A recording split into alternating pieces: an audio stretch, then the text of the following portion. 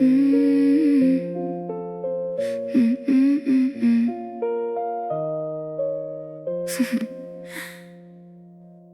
česká holka z krásnych hor, tam, kde vládne krakonoša tichý chor.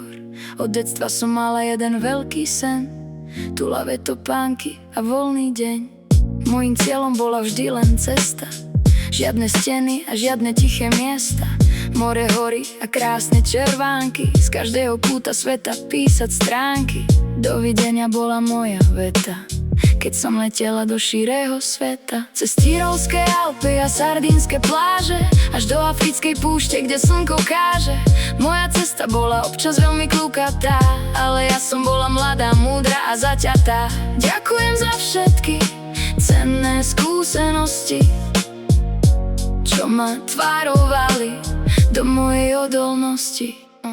Vďaka ním som dnes tým, kým naozaj som. Vážne ďakujem za ne každým jedným dňom. Nezastavila ma žiadna ťažká chvíľa, vo vetre som vždy svoju voľnosť pila. Cieľom bola cesta a nekonečný prúd, teraz však cítim, že musím precitnúť. Z Tyrolské Alpy a Sardínske pláže, až do africkej púšte, kde slnko káže. Moja cesta bola občas veľmi kľukatá, ale ja som bola mladá, múdra a zaťatá. Ďakujem za všetky cenné skúsenosti, čo ma tvarovali do mojej odolnosti. Prišiel čas tieto topánky do skrine odložiť a dospelú otázku si v hlave položiť.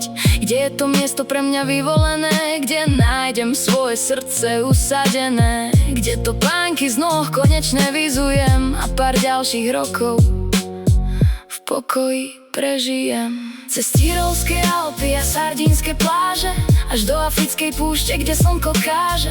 Moja cesta bola občas veľmi kľukatá, ale ja som bola mladá, múdra a zaťatá. Ďakujem za všetky cenné skúsenosti, čo ma tvarovali do mojej odolnosti.